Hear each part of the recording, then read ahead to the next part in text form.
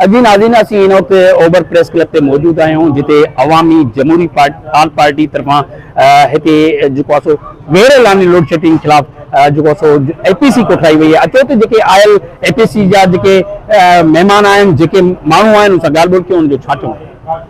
Burning अहम issue वाला load shedding गैर अण ऐलानियल जेका लोड शेडिंग आहे उनजो आज़ार जेको आहे उहो हुननि वधाए छॾियो आहे। हिकिड़ो त शेड्यूल मुताबिक़ हूंदो आहे त 2-4 कलाक लोड शेडिंग कजे, पर हीउ जेको 12-12 कलाक ऐं 3-3 कलाक जी जेका साइकिलिंग आहे उन सां कारोबार वेही वियो आहे। ग़रीब माण्हू जरा कमाईंदा ई कोन त बिल किथां ॾींदा। में सचल ऐं उनजे आस पास में जेका हज़ारे माण्हुनि ते मुश्तमिल आबादियूं आहिनि उन्हनि माण्हुनि सां कई वॾो ज़ुल्म ऐं अज़ाब जारी करे छॾियो आहे। मई खां वठी हींअर ताईं मई में त 2 लोड शेडिंग्स केबल फॉल्ट जे नाले में 24 कलाक बिजली न हुई। हाणे 10 खां 12 कलाक मामूल बनियल आहे। मां सम्झां थो त हीउ जेको सरमाएदारनि जी कंपनी आहे हिननि कसम खणी छॾियो आहे त माण्हुनि खे बिजली ॾियणी न आहे। अवामी जमहूरी पार्टी पंहिंजे सचल ॻोठ जी लोड शेडिंग खे ॾिसंदे एपीसी घुराई आहे। जीअं त हिते गुज़िरियल 2 महीननि में 20 खां 24 कलाक लोड शेडिंग गैर ज़रूरी कई वई।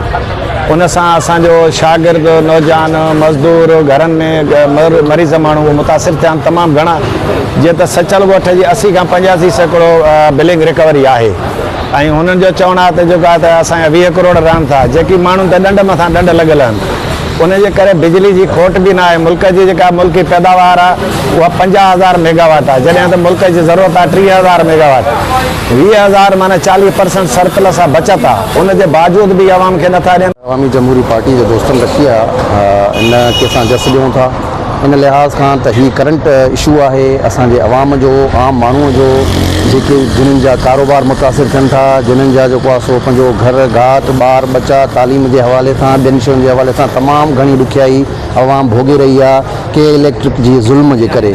प्रेस क्लब ओभर में इहा ॻाल्हि सिविल सोसाइटी ऐं आम माण्हू रखिजे त जीअं ॻाल्हि असांजी सम्झी वञे। जेकॾहिं उन शइ ते अमल नथो असांजी ॻाल्हियुनि ते त उनजो असां अॻिते लाइ इंतज़ारु कंदासीं। असीं के इलेक्ट्रिक ऐं हिते चूंडियल नुमाइंदनि खे गुज़ारिश कयूं था ख़ुदा रहा तव्हां जेको वोट वठी आयो जेके यूनियननि जा चङा मुड़ुस आहिनि घटि में घटि अवाम जी पर घोर त लहो। अवाम कहिड़े जीअण जंजाल अवाम जो थी वियो आहे लाइट खां बग़ैर।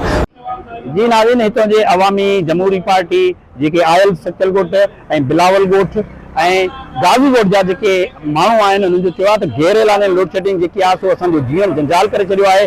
असीं ही एपीसी कोठाई आहे त जीअं बिजली बहाल कई वञे। जेकॾहिं बिजली बहाल न कई वई त असीं रोडनि जो रुख कंदासीं। कैमरा टीम सां गॾु मियां नज़ीर अहमद, मेहरान टीवी न्यूज़, कराची।